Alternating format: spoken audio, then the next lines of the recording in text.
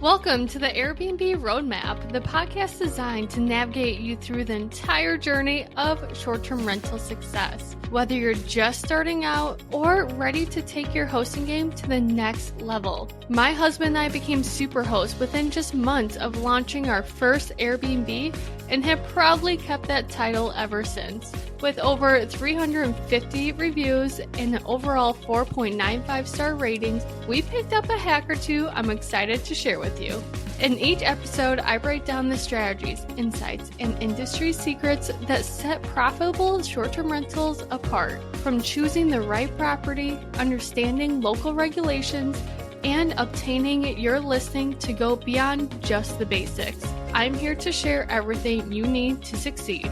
So if you're ready to map out your path to Airbnb success and unlock the full potential of short-term rentals, join me on the Airbnb Roadmap. Your journey starts here. Hey, I'm Brittany Wenninger with Front Porch Realty, powered by Real Broker LLC.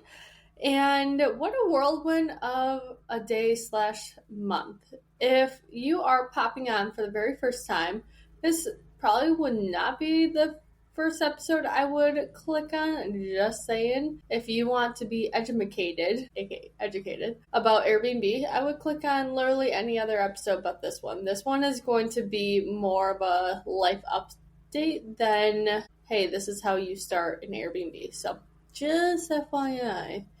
And I'm recording this on the chaos of a day of the AWS pretty much shutting down. If you have no idea what I'm talking about, pretty much it's like an outage for the internet, I guess. Kinda. I don't really know. I just know that all of my softwares are extremely slow and half of the functions are not working. And it made me realize how much I rely on the internet and softwares and automation. And here we are, and I'm struggling. And the funny thing is that I hired my very first assistant.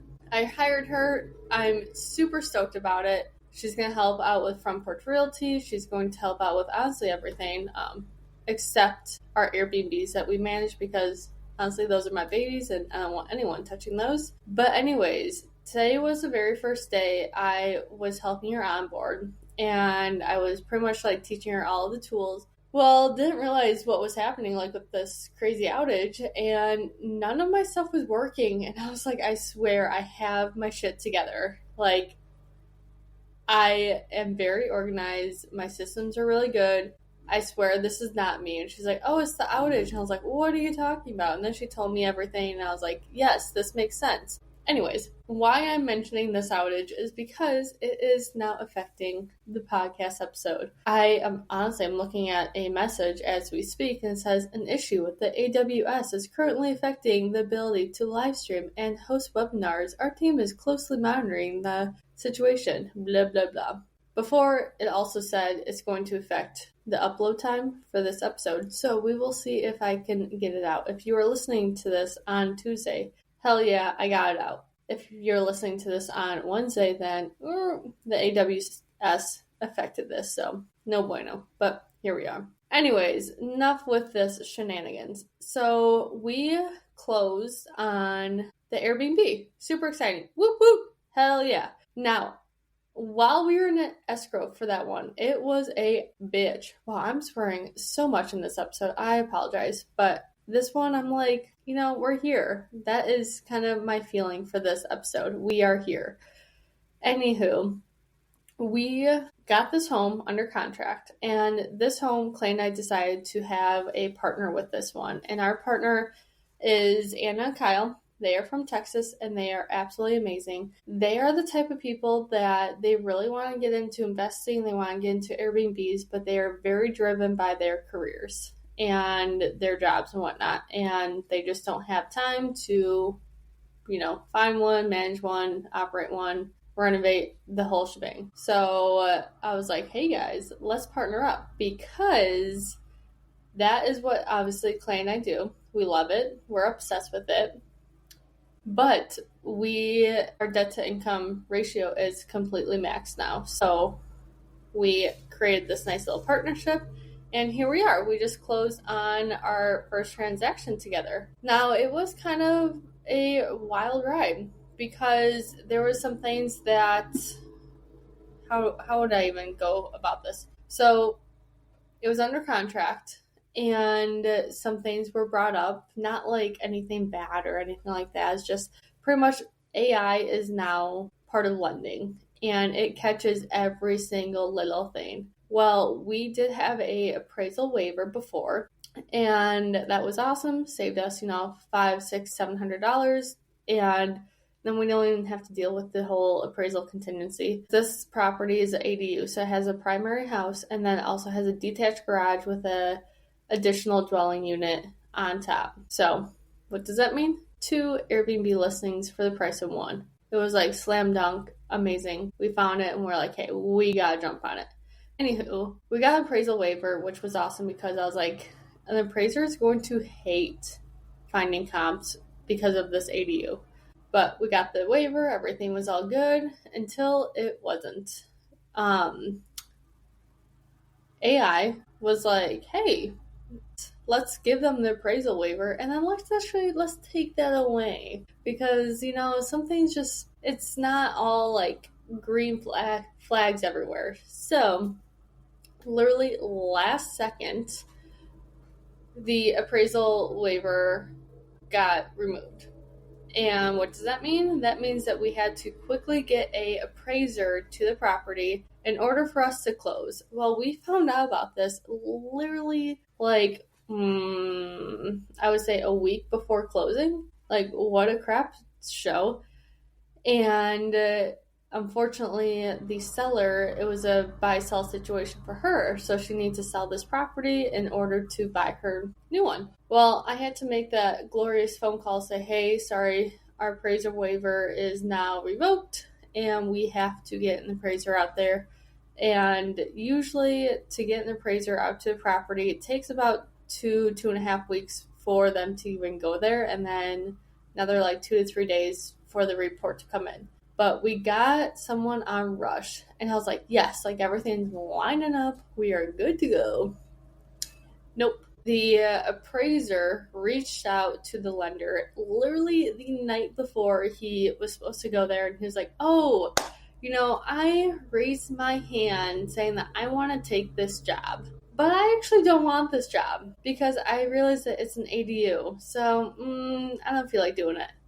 And the lender reached out to me. He told me what was happening. And I was like, are you kidding me? Like, I feel like that should not even be a thing where, you raise your hand saying that you want the job. And then you put your hand down because you're like, nah, that just seems like too much work. Like, what the heck?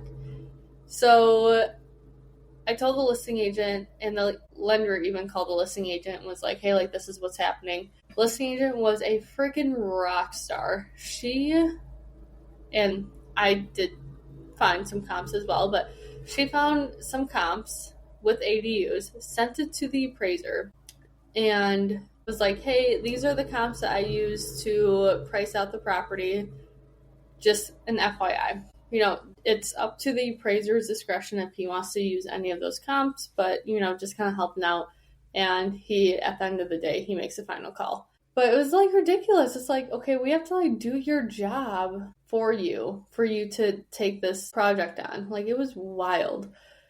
But at the end of the day, he did go to the property and he did appraise the home. He appraised it for the amount that we needed him to, so that was great. But it was just like such a crap show because we were so stoked that we got this appraisal waiver, and then all of a sudden just disappeared, and we're like, oh, what? So that was kind of crappy because it then pushed back closing by a week. On Friday, we did close, and it felt so good to walk through those doors and the house being clean. According to the offer to purchase in Wisconsin, a house has to be broom swept condition. You're probably thinking, what the heck is broom swept condition? Honestly, no one knows. Broom swept condition is pretty much, hey, sweep the floors, wipe the counters, that's it. Well, I asked the listing agent to then ask the seller if she could clean the property because I was really afraid that she would leave it in a dirty condition because she was moving out that day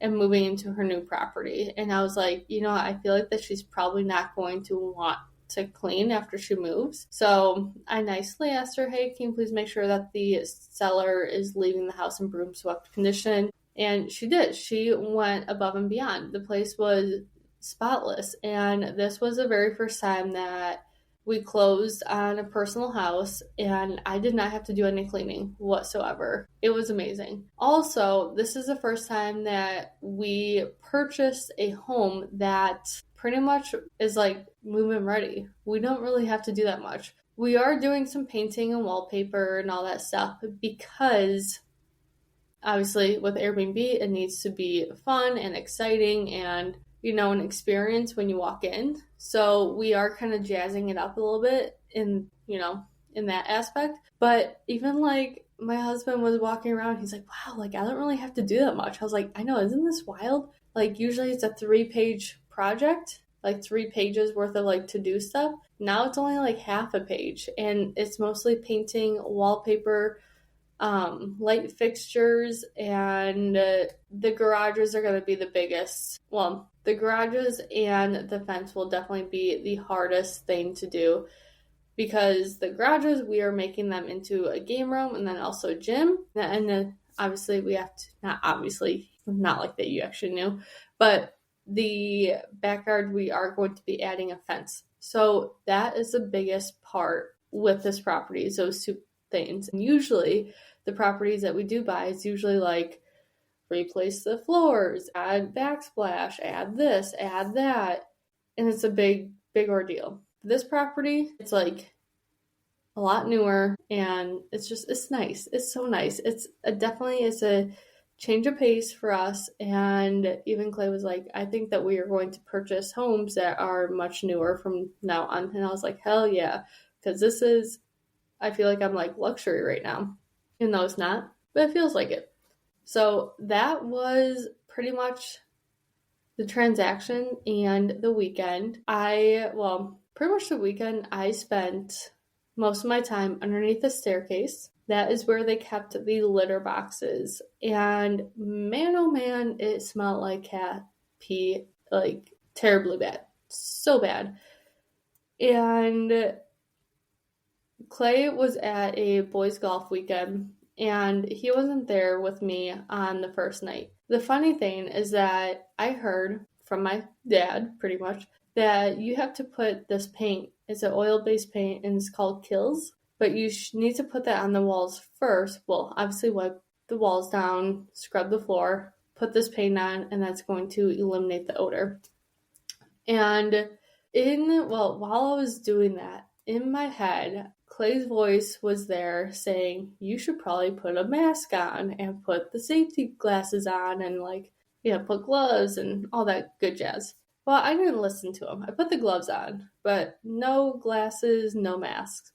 And that stuff smells so, so strong. And even the next day, and I was painting for 3 hours, even the next day, I smelt that Kills paint. And I was like, oh my gosh, I should have put a mask on, because I was definitely breathing in chemicals for 3 hours straight, and they were strong. And the fact that I still had that smell in my nose the day after was saying something. That's not good. So if you ever do renovations and someone's voice is in your head saying you should probably do something, you should probably do it, because there's a reason why that voice is in your head. But yeah, that underneath the staircase is going to be a little kids corner, so that's going to be really cool. There's also going to be a movie theater, and because there's 2 massive garages, so one garage is going to be a game room with a pool table and foosball and stuff like that, and then the other one is going to be kind of a wellness theme, so we'll have a sauna and a gym, and then a juice bar type setup. The reason why both the garages are going to be completely different is because if someone books the primary house, we want them to be oh shoot, for $100 more, $150 or whatever it may be, we can then rent out the additional space and then get a sauna and a gym and then extra living space if they want. So that is our train of thought, and I think that's definitely going to work. Next week, I interviewed Alicia, and she mentioned a way to set this up in Hospitable. So I'm really excited to reach out to her to actually learn how to do it, because I never have done like a partner property before on Hospitable, so we will learn. Also, in next week's episode with Alicia, she has such an amazing story. She like literally is all over the place when it comes to living. Her husband is in the Army, so he was deployed in South Korea, and just her whole story is just wild. But I'm very excited for you to listen to the episode. It's one of those things that like we are very similar, and I don't know why I was kind of nervous to do that interview, because I think how similar we are, and I had so much going on that week. My mom was actually babysitting Melanie. Melanie was crying during that whole episode. I heard her downstairs, and just a lot was happening. That's when I was interviewing my assistant and all that stuff. So my brain was like all over the place. And yeah, just kind of how my brain is with this podcast episode right now. And I even told you, I warned you, this is not an educational episode whatsoever. This is pretty much me venting about the transaction that just happened, my weekend with cat pee smell, and what's going to come up for next weekend. So, not the most educational episode, and honestly, even like the best episode. But we're here, we're thriving, and life is good. So, we will have Airbnb number 4 and 5 launched hopefully December 1st. I think we can definitely make that happen. So hopefully December 1st, Airbnb number 4 and 5 will be launched. And we will see how the market reacts. I'm very excited to see how it does, because it reacted very well with Airbnb number 3. So let's have it continue. Let it keep on going. But anywho, I'm actually just going to make this episode pretty short, because, I said everything I needed to say, and here we are. So if you have any questions, reach out to me. And again, I'm sorry that this episode was kind of weird, because it's not like how to start an Airbnb. It's more of like me venting. So thanks for letting me vent with you, to you. And I will see you next week on the Airbnb Roadmap podcast.